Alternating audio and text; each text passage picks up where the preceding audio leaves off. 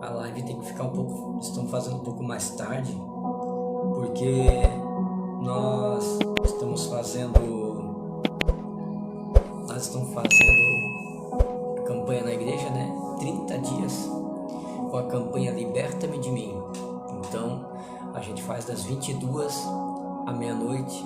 Então é o horário que a gente tem disponível para estar fazendo live aqui. E quando a gente não consegue fazer a live, nós acabamos fazendo vídeos e soltando no horário das 9 horas, ali toda quarta-feira. Então toda quarta-feira a gente vai estar trazendo aí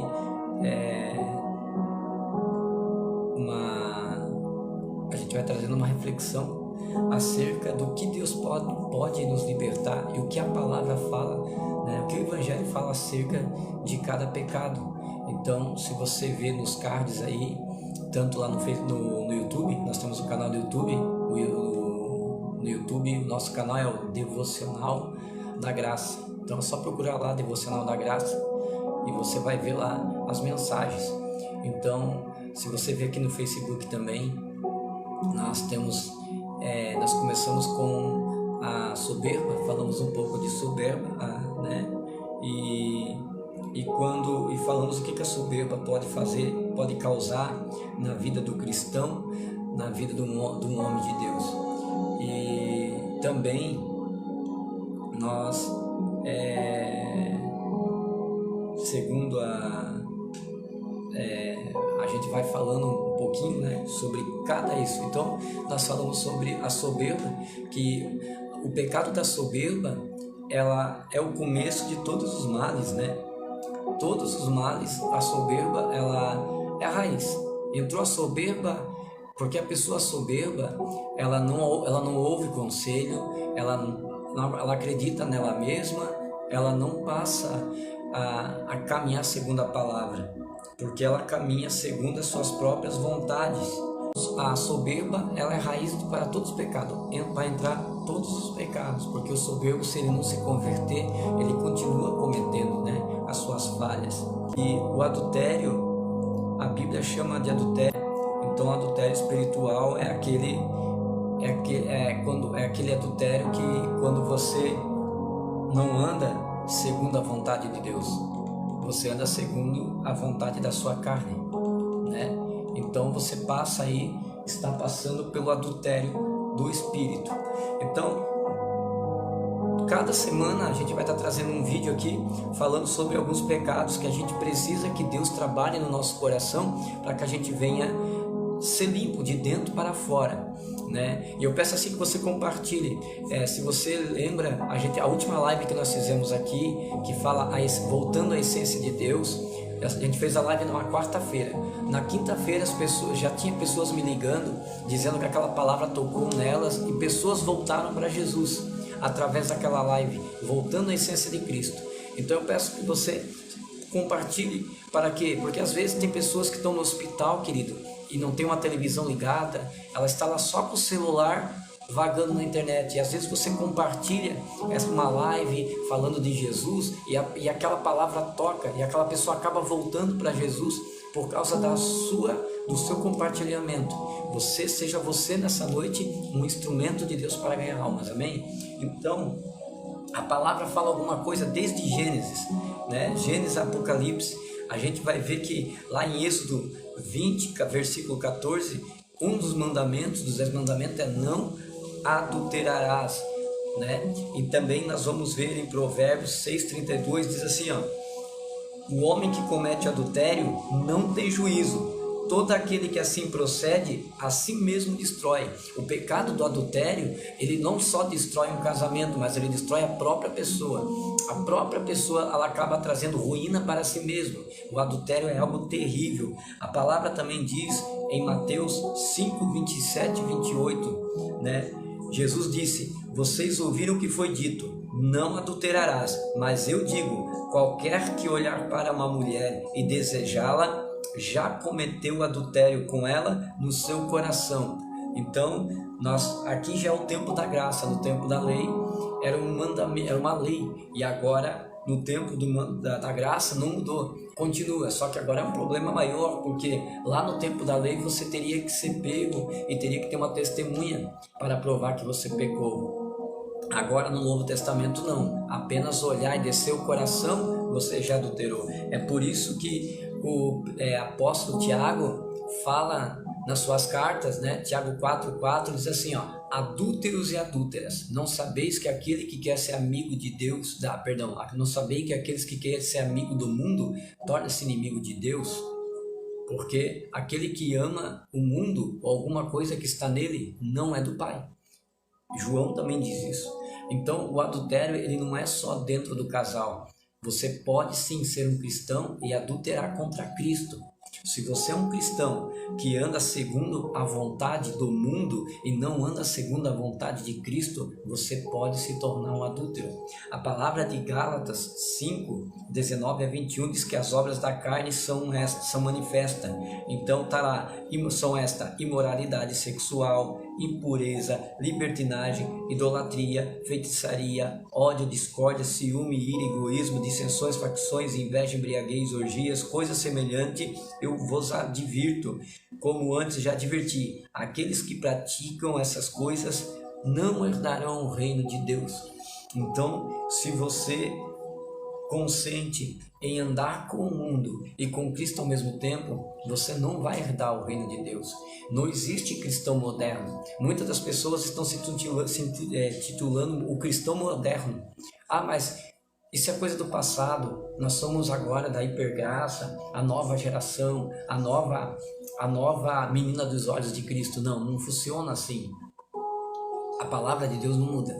Então, quem muda são os seus adeptos, né? Hoje nós vivemos uma geração que entrou a soberba no coração. E quando a soberba entra no coração do homem, o que acontece com ela? O homem se envaidece e ele se acha o centro da graça. Quando que na verdade o centro da graça nunca foi o homem, o centro da graça sempre foi Cristo, né? Porque foi Deus que pela graça nos deu o seu único Filho, para que todo aquele que nele crê não pereça, mas tenha vida eterna. A palavra diz em Hebreus 13:4, diz assim: o casamento deve ser honrado por todos, o leito conjugal conservado puro, pois Deus julgará os imorais e os adúlteros. E eu também poderia trazer aqui, ó, Jesus Cristo, ele é o noivo, e nós, a igreja, somos a noiva. Então, quando você caminha de mão dada com o mundo, você, naquele momento, você está adulterando contra Cristo. Você está adulterando contra o noivo. Você está andando segundo a tua vontade, segundo os teus desejos, segundo o que você acha, e não segundo o que Deus acha. Então, o homem não pode andar abraçado com o mundo. Se você é uma mulher de Deus, é um homem de Deus, você não pode estar caminhando com o mundo. Você tem que ser diferente. Então, o cristão o cristão e o mundo não podem andar de mão juntos. Fabiano, eu posso ser cristão e posso cantar música mundana? Não pode, porque a Bíblia diz que os teus lábios, né, todo aquele que tem, quando se juntais para quê? Para louvar. Quem tem cânticos, cante cânticos. Quem tem adoração, tem adoração. Quem tem salmo, salmeie. Então, a palavra diz que quando nós estivermos reunidos, é para a gente estar louvando, adorando a Deus. O nosso coração não esteja vazio. Então, o Senhor precisa que a igreja ela volta a se inclinar para Ele, que a igreja volta a se inclinar com todo carinho, com todo amor para Ele, para a sua vontade, para o seu querer. O Senhor, Ele é majestade. O Senhor não divide a glória dele com ninguém. E se o próprio Pedro, ele diz em suas cartas que nós somos as meninas dos olhos do Senhor, provar com certeza, o Senhor jamais estará nos dividindo, nos compartilhando com o mundo, porque Ele só quer ação exclusiva a Ele, né? Apóstolo Paulo diz também em carta aos Coríntios: e não sabeis vós que o vosso corpo é o templo do Espírito Santo, e que o vosso Espírito faz morada dentro de você e não é um dom e não é de você mesmo, é um dom de Deus, ou seja, o próprio Espírito de Deus ele faz morada dentro de nós. Então nós temos que cada vez mais cultivar esse relacionamento com Cristo, cultivar esse relacionamento com o Consolador, com o Espírito Santo, porque se eu ouço o mundo e ouço o mundo durante a semana e quero ouvir a Cristo no final de semana, quem que a gente vai ouvir mais? Quem que eu ouço mais? Aquele que eu passo mais tempo ou que eu passo pouco tempo? Tem gente que anda com o mundo de segunda a sexta e quer que Jesus resolva a sua vida no domingo. Não é assim que funciona. Relacionamento é algo que você tem que buscar. Relacionamento é algo que você tem que atrair para você. Nós temos que atrair a presença de Deus para estar perto de nós. Nós temos que atrair a presença de Deus para que o Senhor venha nos conhecer. Porque eu e você podemos estar correndo o risco de estarmos na igreja e o Senhor não nos conhecer. Como assim, Fabiano? Sim, é sério, né? Mateus 7:22 vai dizer que tinha um camarada que dava frutos, expulsava demônio, cantava e Deus não conhecia. Por quê? Porque era um cristão que andava com o mundo, que ele andava segundo as coisas do mundo. Jesus diz assim, e naquele dia muitos me dirão, mas Senhor, em teu nome eu cantei, em teu nome eu preguei. E ele diz, eu não vos conheço, apartai-vos de mim, vós que ama e pratica a iniquidade. Ou seja, são pessoas que estão na igreja fazendo a obra, mas ainda estão de mão dada com o mundo. São pessoas que praticam a mentira e a iniquidade, ou seja, é uma fé superficial, não é uma fé genuína, não é uma fé forte, uma fé de relacionamento com Deus. Então que o Senhor, que eu e você viemos procurar o Senhor, que eu e você viemos orar ao Senhor, fazer campanhas para estar adorando ao Senhor, que nós viemos todo dia fazer o nosso devocional, seja na madrugada, seja no final da tarde, seja à noite. Então que nessa palavra venha entrar no teu coração, que nós não viemos adorar o mundo, que nós não viemos andar com as coisas do mundo. Mundo e igreja não dá certo. As pessoas têm que olhar para você e tem que ver que você é diferente, tem que olhar para mim, para você e tem que notar algo diferente. Eu não digo somente de vestimenta, porque quem é cristão se veste como cristão. Quem é cristão tem que se portar como cristão. Quem é cristão tem que falar como cristão, tem que pensar como cristão, tem que agir como cristão. E nós estamos vendo hoje uma igreja que ela está morta na sua essência. Ela quer Cristo, mas ela não quer a cruz. Ela quer a vitória, mas não quer passar o processo da humilhação, o processo, né? Muitos oram, Senhor, me levanta com autoridade de prosperidade como José, mas ninguém quer ser vendido pelos irmãos e quer ser jogado numa cisterna. Ninguém quer ser caluniado, ninguém quer passar pelo processo da perseguição. A gente vê muitos crentes no monte orando, Senhor, me dá a sabedoria e intimidade de Daniel, mas ninguém quer ser escravo. Daniel é um escravo. Senhor, me dá ousadia, me dá a unção de Elias. Mas ninguém quer passar pelo processo da caverna. Ninguém quer ir para a caverna. Ninguém quer lá bater de frente com Acabe, enfrentar Jezebel. Não. Todo mundo quer a unção de Elias para fazer o fogo cair do céu, mas na hora de enfrentar o processo de Elias, ninguém quis. Então, muitas pessoas querem a tua vitória, mas poucas pessoas querem passar o teu processo. É assim que funciona. E se você for um crente ligado com o mundo e ser simpatizante com a igreja, você vai ter um ministério frustrado, você não vai ver prodígios e sinais na tua vida, tu não vai ter um ministério abençoado, tu vai ter um ministério soberbo, vai ter um ministério talvez fraco, cheio de altos e baixos, porque você não vai conseguir se manter firme e constante, porque muitas das vezes, quando você pensa que está em cima, né, vem algo rasteiro e te derruba. Então se você andar caminhando com o mundo e caminhando com Cristo ao mesmo tempo, você não vai estar balizado na rocha. Jesus contou uma parábola dizendo que havia um homem que tinha feito sua casa na areia, e veio o rio, veio o vento e veio a chuva, e pela sua casa estar na areia, veio a água e levou, e aquela casa caiu.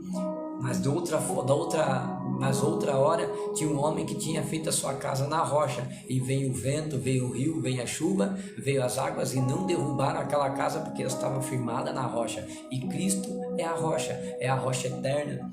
Então, que eu e você venhamos nos edificar nele, que Cristo venha ser o centro da tua fé, Cristo venha ser o centro do teu chamado, que Cristo venha ser o centro do teu casamento, que Cristo venha ser o centro da tua família, que Cristo venha ser o centro do teu emprego.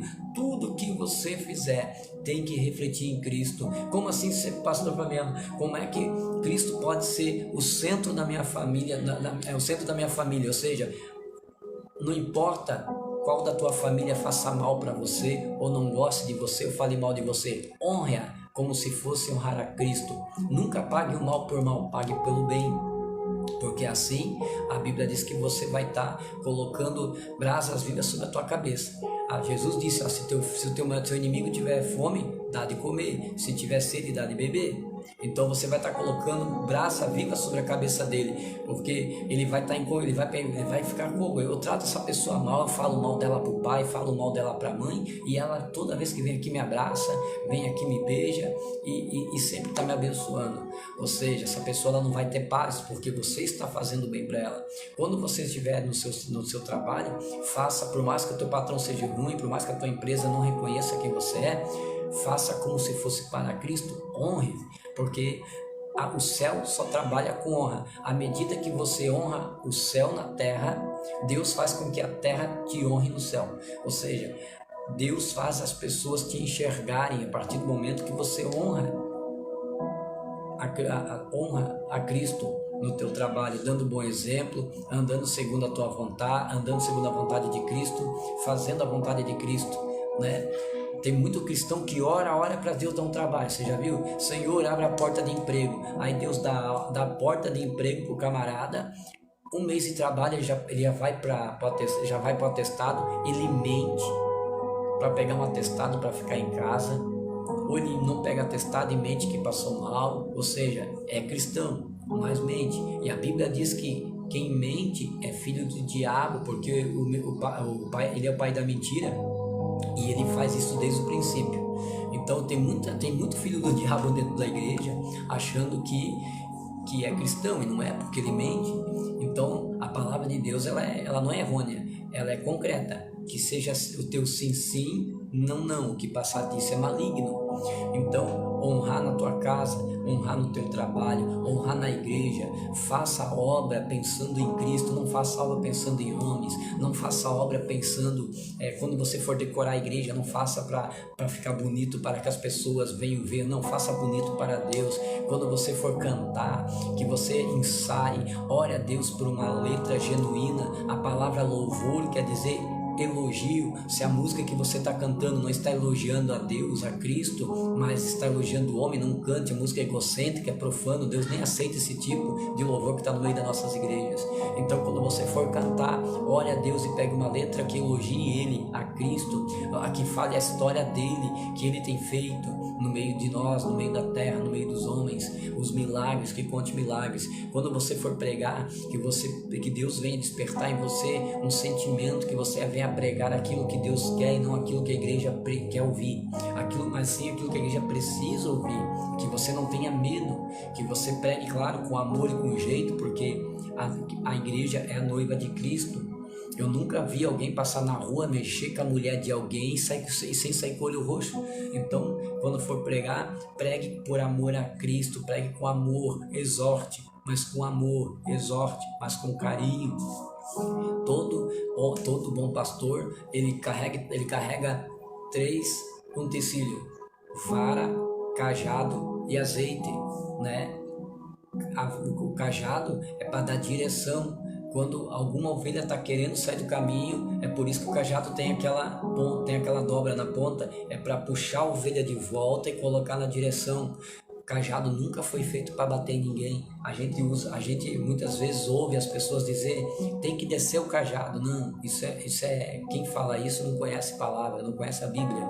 Isso é jargão evangélico, né? Lembrando que você não é evangélico, você é cristão. Quem te chama de evangélico é a revista Veja. Você é cristão, a Bíblia te chama de cristão, não de evangélico. Então o cajado nunca foi para bater em ninguém, o cajado é para dar direção. Segundo utensílio é a vara, ou seja, o que é a vara? É a correção. O próprio apóstolo Paulo diz aos Coríntios, olha, filhinhos, não tenha medo de ser exortado, porque o Pai só exorta quem ama. Se vós não sois participante da disciplina de Deus, a qual todos são participante, vós não sois filhos, vós sois bastardo. Então, o crente que não aceita a correção, que não abaixa a cabeça para a sua liderança, que não abaixa a cabeça para o seu pastor, para o seu líder, ele não é filho, ele é bastardo. Ele pensa que tem pai, mas não tem, porque a ovelha ela é muda. A ovelha ela é muda. A ovelha ela não esbraveja, ela não murmura. Agora o bode sim. Se você pegar 2 bodes e colocar para comer, ou deixar os 2 juntos no meio das ovelhas, o bode ele bate com a cabeça na ovelha até matar a ovelha, porque ele quer comer sozinho, ele quer andar sozinho. Ele não anda em manada, por isso que tu sempre encontra um bode perdido por aí. Agora a ovelha não. A ovelha ela enxerga apenas 20 metros e a ovelha ela anda atrás de ovelha. A ovelha não anda com qualquer um. A ovelha só anda com quem é ovelha. Então, e a vara para que era? Quando o pastor ele entrava no aprisco, ele fazia com rochas em volta e botava as ovelhas dentro. Mas como eram muitas ovelhas, o que ele fazia? Ele usava a vara.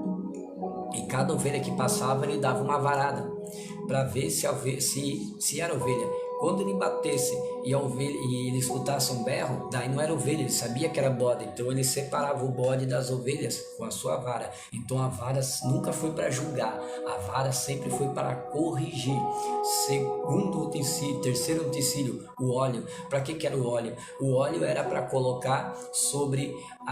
existiam moscas, e as moscas, tinha uma espécie de mosca que entrava no ouvido ou entrava nas narinas da ovelha e botavam óvulos lá dentro. E quando aqueles óvulos nasciam uma espécie de um verme, e esse verme deixava a ovelha louca e ela acabava o pastor tinha que sacrificar a ovelha porque ela ficava doida. Então era usado um óleo para colocar nas narinas da ovelha e também sobre a sua cabeça, sobre os seus olhos e também sobre o seu ouvido, ou seja, para que as moscas não entrem, né? O óleo ele simboliza a autoridade do pastor sobre a ovelha, simboliza o azeite, simboliza o Espírito Santo. Quando você está abalizado na palavra, caminhando pela palavra, não é qualquer mosca que entra no teu ouvido e faz você mudar de ideia e perder a tua salvação. Hoje nós vemos muitas ovelhas sem óleo, muitas ovelhas que até têm direção, mas não tem óleo. Muitos lugares que tem vara, mas não tem óleo. Tem cajado, tem vara, mas não tem óleo. E as suas ovelhas já estão loucas. Elas já estão andando com bodes, estão andando com outro tipo de criatura e pensa que é ovelha. Então, nós precisamos voltar à essência.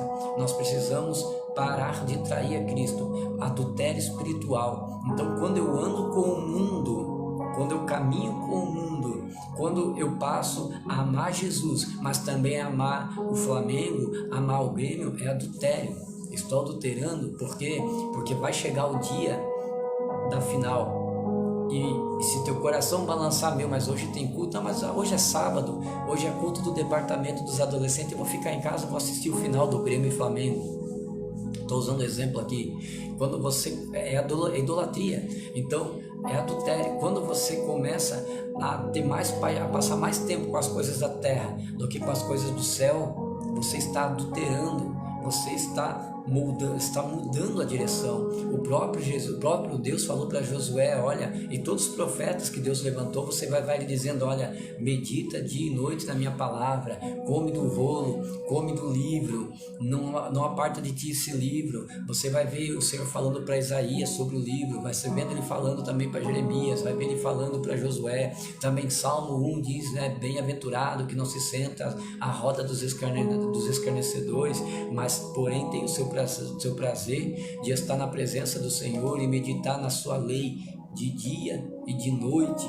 Então A meditação da palavra, o tempo de oração com Deus é necessário. O crente que não tem tempo de oração com Deus, ele não é um crente frutífero, ele é um crente infrutífero. Ele não dá fruto, porque dele começa a andar segundo a sua vontade, o seu querer, os seus desejos, e ele tem uma fé egocêntrica. Ele diz: Senhor, abençoa a minha casa, a minha família, o meu, e ele nunca olha para o lado. E o princípio dos mandamentos são dois: amar a Deus sobre todas as coisas e o próximo como a ti mesmo. Então nós temos que entender que o Pai não é meu, o Pai é nosso.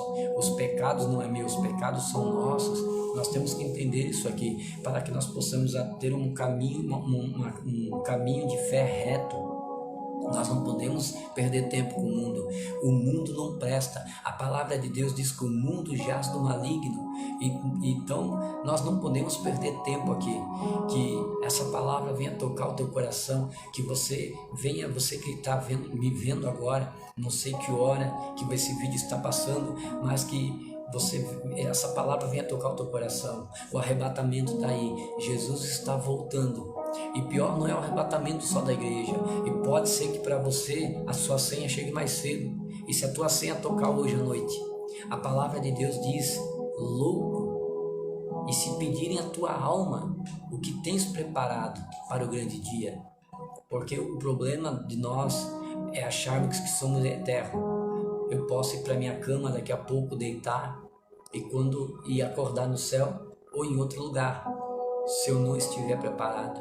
Então que você venha preparar o teu coração, que você venha preparar a tua vida, que você venha ter vida no altar com o Senhor, que você venha orar junto conosco, para que o Senhor venha nos libertar. Senhor, liberta-me de mim, das minhas vontades, das minhas mazelas.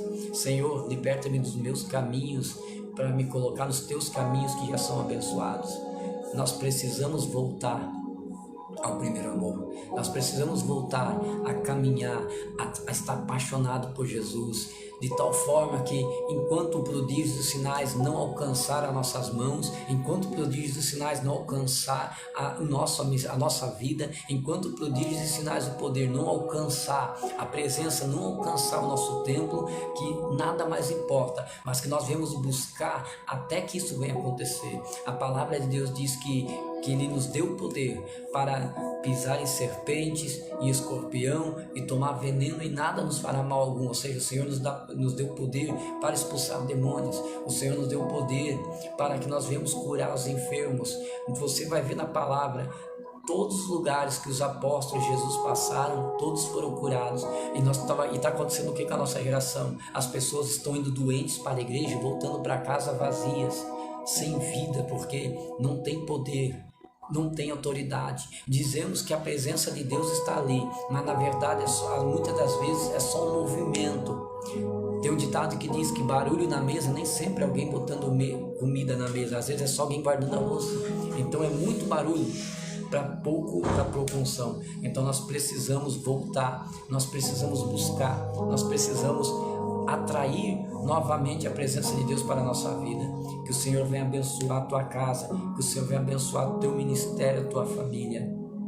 Que o Senhor venha honrar a você e que você venha honrar o Senhor. Se você está afastado, Fabiano, não tenho mais força, o Senhor é a tua força. A Bíblia diz que a alegria do Senhor é a nossa força. Como é que eu crio força? Fazendo Deus feliz. Como é que eu faço o Senhor feliz? Tendo relacionamento com Ele. Eu preciso voltar com Ele para ter relacionamento com Ele. A partir do momento que você caminhar com Cristo, que você andar com Cristo, o Senhor vai ser tua força. E eu vou te dar um conselho: não procure uma igreja mais perto da tua casa, procure uma igreja mais perto da Bíblia, porque você pode estar numa igreja que é perto da tua casa, mas ela está longe da Bíblia. Hoje nós temos muitos templos, muitos ministérios, mas poucos estão pregando o arrebatamento, a volta de Jesus.